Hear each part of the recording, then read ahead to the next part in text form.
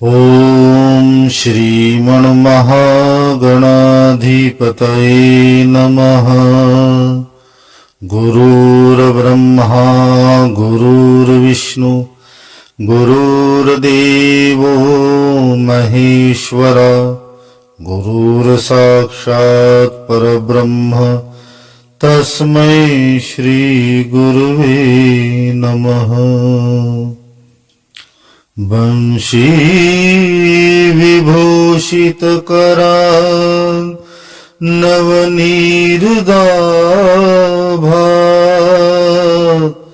पीताम्बरधरुणबिम्बफलाधरोष्टात् पूर्णेन्दुसुन्दरमुखात् अरविंद नेत्रात् कृष्णात् परं किमपि तत्त्वमहं न जाने। ओम श्री राधा कृष्ण चरण कमलेभ्यो नमः। सभी श्रोतागणों को ओम नमो नारायण। हम यहाँ गोपी गीत की चर्चा कर रहे हैं। कल गोपी गीत की चर्चा में प्रथम श्लोक की हमने चर्चा की। आगे दूसरे श्लोक में गोपियां कहती हैं,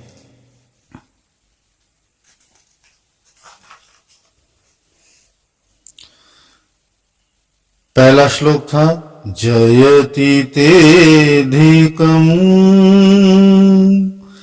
जन्मना व्रजः श्रयत इंदिरा शाश्वतत्रहि दयितदृश्यताम् देक्षुतावकाश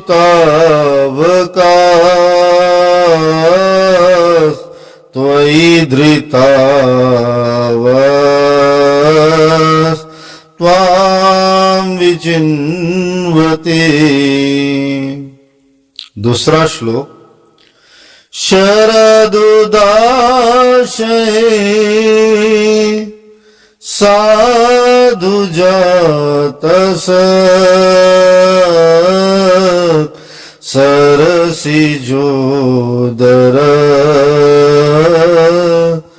श्रीमृषादिशा सूरतनाथ ते अशुल्क दासिका वरदनिघ्नतो नेह किं वद।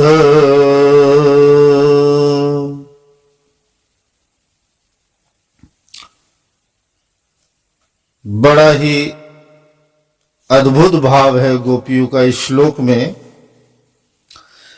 जैसे ये श्लोक जो है इंटरोगेटिव है। इंटरोगेटिव अर्थात प्रश्नवाचक। प्रश्नवाचक यहां ये श्लोक है गोपियों द्वारा किया गया, गाया गया। तो जैसे पिछले श्लोक में गोपियां भगवान श्री कृष्ण से कहती हैं कि हम तुम्हें खोज रही है, त्वाम विचिन्वते, और हम आपकी हैं, आपको खोज रही हैं। हमें बड़ा कष्ट हो रहा है, आप दयानिधि हो, दयित हो, तो ऐसे कष्ट देना आपको शोभा नहीं देता। तो गोपियों के हृदय पटल में भगवान श्री कृष्ण मानो उनसे कह रहे हो कि मैंने तुम्हें कौन सा कष्ट दिया भाई, तुम खोज रही हो मुझे तो खोजो, उसमें मैं क्या कर रहा हूं? क्या मैं तुम्हें रोक रहा हूं? तुम अपना कर्म करो, तुम्हारे कर्म करने में तो मैं तुम्हें रोक नहीं रहा। तो मैंने ऐसा क्या कर दिया जो तुम मुझे ऐसा कह रही हो? तो गोपियां कहती हैं कि कष्ट तो बहुत छोटी बात है, आप तो सीधे सीधे हमें यहां मार रहे हो। निघ्नत नेह किम वध, यानी कि यहां आप हमारा तो वध कर रहे हो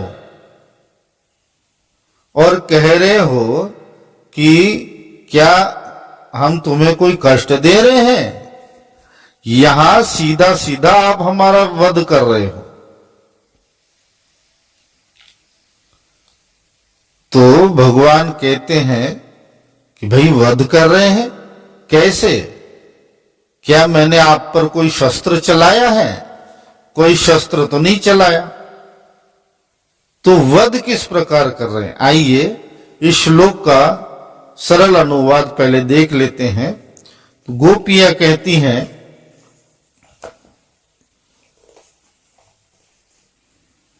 कि हमारे प्रेम पूर्ण हृदय के स्वामी, हम तुम्हारी बिना मोल की दासी हैं। तुम शरदकालीन जलाशय में सुंदर से सुंदर सरसीज को, कर्णिका के सौंदर्य को चुराने वाले नेत्रों से हमें घायल कर चुके हो। हमारे मनोरथ पूर्ण करने वाले प्राणेश्वर, क्या नेत्रों से मारना वध नहीं है? अस्त्रों से मारना ही वध है। तो यहां गोपियां भगवान से कह रही हैं कि आप मानो कह रहे हो कि भाई हम तुम्हें कौन सा रोक रहे हैं हमें ढूंढने के लिए, हम तुम्हें कौन सा कष्ट दे रहे हैं? तो कष्ट तो बड़ी दूर की बात है, आप तो हमारा यहां सीधे सीधे वध कर रहे हो। तो निघ्नत नेह किम वध। तो जब भगवान कहते हैं कि भाई किससे हम या कोई तुम्हारे पर हम अस्त्र चला रहे हैं, तो गोपियां कहती हैं दृशा निघ्नतः। दृशा यानी दृष्टि, दृशा निघ्नतः किम न इह वध। तो क्या दृष्टि से वध करना, नेत्रों से वध करना, क्या ये वध नहीं है? तो भगवान कहते कि मैं नेत्रों से किस प्रकार तुम्हारा वध कर रहा हूं, जरा ये भी तो बताओ। तो गोपियां यहां दृष्टि का विशेषण कर रही हैं कि सरसीज। तो सरसीज का शरद उदाशय साधु जाता सत सरसीजोदर श्री मृषा दृशा। तो सरसीज किसे कहते हैं? सरसी जायते इति सरसीज। सरसी अर्थात सरोवर। तो जो सरोवर में उत्पन्न होता है उसे सरसीज कहते हैं। तो सरोवर में क्या उत्पन्न होता है? सरोवर में उत्पन्न होता है कमल का पुष्प। तो गोपियां यहां कहती हैं कि सरसीज, कि भाई आप कहते हो कि कन्हैया मेरे प्यारे, आप कहते हो कि दृष्टि से किस प्रकार आप हम वध कर रहे हैं, तो जरा ये भी सुनो। आपकी दृष्टि तो बड़ी खतरनाक है, बड़ी भयंकर है। तो भगवान कहते कि भाई मेरी दृष्टि भयंकर है, इसका क्या प्रमाण है? तो गोपियां कहती हैं, वहीं निकट सरोवर था, तो गोपियां भगवान से कहती हैं कि ये सरसीज जो है और सरसिज कैसा है? शरद कालीन सरोवर, शरद काल जो होता है, शरद ऋतु होता है, उसमें सरोवर का जल एकदम साफ होता है और भरा हुआ होता है लबालब, क्योंकि वर्षा ऋतु के 1 महीने के पश्चात ही शरद ऋतु आती है। तो शरद कालीन, शरद उदाशये, शरद कालीन जो ऋतु है उसमें जो साफ जल है, इसमें जो उत्पन्न हुआ सरसीज है, और सरसीज कैसे उत्पन्न हुआ? साधु जाता सत, यानी जो है उत्तम कुल का जन्म हुआ। साधु जात यानी उत्तम कुल।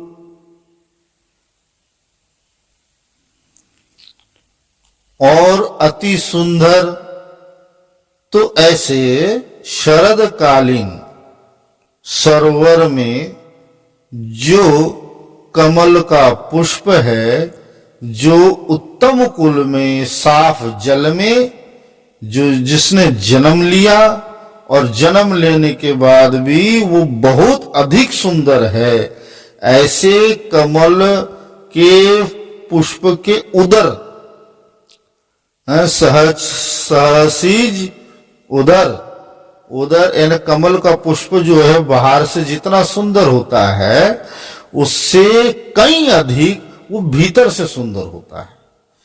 तो भीतर जिस कमल के पुष्प ने अपनी सुंदरता छुपा रखी है, तो उस सरसीज ने, कमल पुष्प ने अपने भीतर जिस सुंदरता को छुपा रखा है, उस सुंदरता को भी आपके ये नेत्र, आपकी ये दृष्टि हरण कर रहे हैं। यानी किसी ने कोई चीज अत्यंत छुपा रखी है, अपने उदर में छुपा रखी है, अपने पेट से बांध के छुपा रखी है। केवल दृष्टि मात्र से आपकी जो नजर है, आपकी दृष्टि है, उस सौंदर्य का हरण करती है। तो आपके ये नेत्र बड़े चौर्य है, चौर्य दृष्टि है आपकी। केवल देखने मात्र से ही एक भरे हुए तालाब जहां जाना जल के बीच में अत्यंत कठिन है, दुर्गम है, ऐसे दुर्गम स्थान पे जहां पहुंच नहीं सकते, वहां जो खिला हुआ कमल का पुष्प है, उसके उदर में जो सुंदरता है, उतने दूर उसके उदर की सुंदरता को भी आपकी ये दृष्टि हरण करती है। ऐसी ये आपकी दृष्टि अति खतरनाक है, बड़ी चौर्य दृष्टि है नाथ। तो और आपकी इसी दृष्टि ने हमें कहीं का नहीं छोड़ा, ना तो हमें इस लोक का छोड़ा, और यदि आप हमसे दूर चले जाओगे तो ना परलोक का छोड़ोगे। तो हमारा सब कुछ आपकी इस दृष्टि ने हर लिया है। गोपियां यहां क्या कहती हैं? सूरत नाथ ती अशुल्क दासिका, कि हे सूरत नाथ, हम कौन है? हम अशुल्क दासिकाएं हैं। आप जो हमें इतना सता रहे हो, अपने नेत्रों से हमारा सब कुछ आपने हर लिया है। इस लोक की और परलोक की, दोनों ही लोक हमारा जो है हर लिया आपने। तो क्या आपने हमें कहीं से खरीद के लाया है? आपने ना ही हमारा कोई मोल दिया, ना हमें कहीं से आपने खरीद के लाया, और ना ही हम आपकी विवाहिता पत्नियां हैं। हम तो आपकी बिना मोल की दासियां हैं, अशुल्क दासिका हैं। तो यदि आप हमें कहीं से खरीद के लाते, तब आप हमारे साथ जो कुछ भी कर सकते थे कर लेते।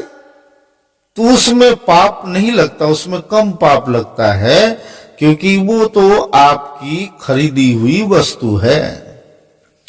परंतु हम तो आपकी बिना खरीदी हुई यानी अशुल्क दासिकाएं हैं, और ऐसे हमें यदि आप कष्ट देते हो तो बड़े ही पाप के भागी बनोगे। और कष्ट भी कहां दे रहे हैं? यह अर्थात वृंदावन में। तो वृंदावन में आप हमें कष्ट दे रहे हो। तो कहते हैं तीर्थ में किया गया पुण्य भी अनेक फलदायी होता है, उसी प्रकार तीर्थ में किया गया पाप भी अनेक फलदायी होता है। तो तीर्थ वो उपजाऊ भूमि है जहां यदि पुण्य का बीज आप बोओगे तो वो अनंत गुना फल देने वाला होगा, और यदि पाप का बीज बोओगे तो अनंत गुना पाप देने वाला होगा। तो गोपियां यहाँ कहती हैं कि ऐसे जो है कष्ट भी आप हमें कहां दे रहे हो? तो यह यानी इस वृंदावन में, इस तीर्थ में। इसलिए अभी भी समय है, अभी भी आप पापों से बच सकते हो। आप बस आपको इतना करना है, आप हमारे सामने आ जाइए और हमें दिख जाइए, हमें अपना दर्शन दीजिए, क्योंकि हम आपके बिना मोल की दासी हैं। तो यहां कहती हैं दृशा सूरतनाथ की, सूरतनाथ किसे कहते हैं? सूरत अर्थात सु यानी बहुत बढ़िया, पूरी पूर्ण तरीके से, और रत यानी अनुरक्त, यानी सूरत यानी कि हम पूर्ण रूपेण तुम में अनुरक्त हो चुकी हैं। तुमने जो अपनी तिरछी चितवन से हमें देखा, हम तो इसमें हमारा कोई दोष नहीं। तुम्हारी इस दृष्टि ने ही हमारा हृदय चुरा लिया, तुम्हारी इस दृष्टि ने ही हमारा सर्वस्व चुरा लिया। इसमें हमारा दोष क्या? क्योंकि तुम्हारी दृष्टि ही ऐसी है। इसमें एक तो तुमने स्वयं हमें अपनी ओर आकर्षित किया, और अगर अब हम तुम्हारी ओर आकर्षित हो गई हैं और आप अभी हमें कष्ट दे रहे हो, हमसे दूर जा रहे हो, हमें विरह दे रहे हो, ये उचित नहीं है। क्यों? क्योंकि हम जो है सूरत यानी हम पूर्ण रूप से आपसे, पूर्ण रूप से आप में रक्त है, अनुरक्त है। दूसरा अर्थ होता है सूरतनाथ का। सूरतनाथ यानी सूरत होता है मिलन की आकांक्षा। तो कि हमारी आपसे मिलन की आकांक्षा है, तो अपने जनों की आकांक्षाओं को पूर्ण करना ये आपका कर्तव्य है। क्यों? क्योंकि हम आपकी बिना मोल की दासी हैं, और ऐसी दासियां जो आपसे कोई भौतिक पदार्थ की जिन्हें कामना नहीं है, तत्सुखी सुखित्वम इति प्रेम लक्षणम। तो भौतिक पदार्थ की कोई कामना नहीं, किसी शुल्क की कामना नहीं है। इसलिए यह आपका कर्तव्य बनता है कि आप हमारे सन्मुख आ जाइए और हमारे इस विरह को दूर करें, तो प्रेम को पुष्ट करें।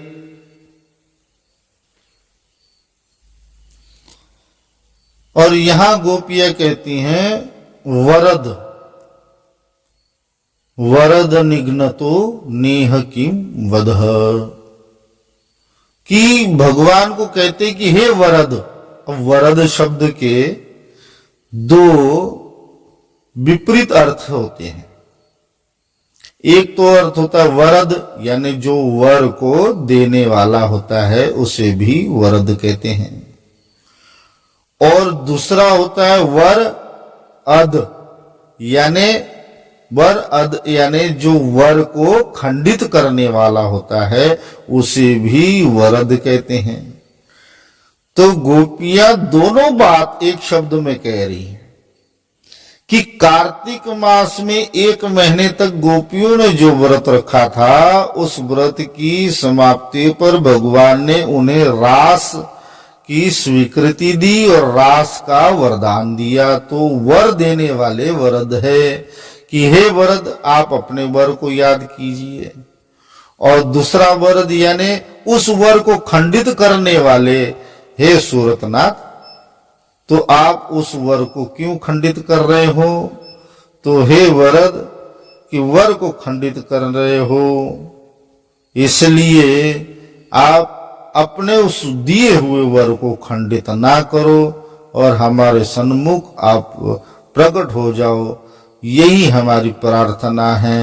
गोपियों के बड़ा ही अद्भुत भाव है, इनके एक एक भाव इसे समझ पाना अत्यंत कठिन है। तो इस श्लोक में गोपियां भगवान श्री कृष्ण से कह रही हैं कि प्रथम तो आपने हमें अपनी ओर आकर्षित किया, जब हम आपकी ओर आकर्षित हो गई, इसमें हमारी कोई भी गलती नहीं है, हमारा कोई भी इसमें अपराध नहीं है, सब कुछ किया धराया आपका है। हम आपकी ओर आकर्षित हो गई, वर आपने दिया मिलन का। अब जब हम मिलन के लिए आई है तो आप हमें दूर कर रहे हो। तो यहां नेत्रों से वध की बात यहां भगवान से गोपियां कहती है और प्रश्न ये करती हैं कि हे गोविंद, हे प्यारे, आप जो है अपने नेत्रों से हमारा वध कर रहे हो। क्या केवल अस्त्र से वध करना ही एकमात्र वध है? नेत्रों से किया गया वध क्या वध नहीं है? क्योंकि आपके नेत्र तो वो ऐसे नेत्र हैं जो सरोवर में जो कमल का पुष्प है, उस कमल के पुष्प के उदर की सुंदरता को भी चुराने वाले हैं। अब भगवान के नेत्र किस प्रकार सुंदरता को चुराएंगे? क्यों? भगवान ने उस कमल के पुष्प को देखा, पर देखने मात्र से उसकी सुंदरता समाप्त नहीं हुई। सुंदरता तो कमल के पुष्प की यथावत बनी रही। जिस प्रकार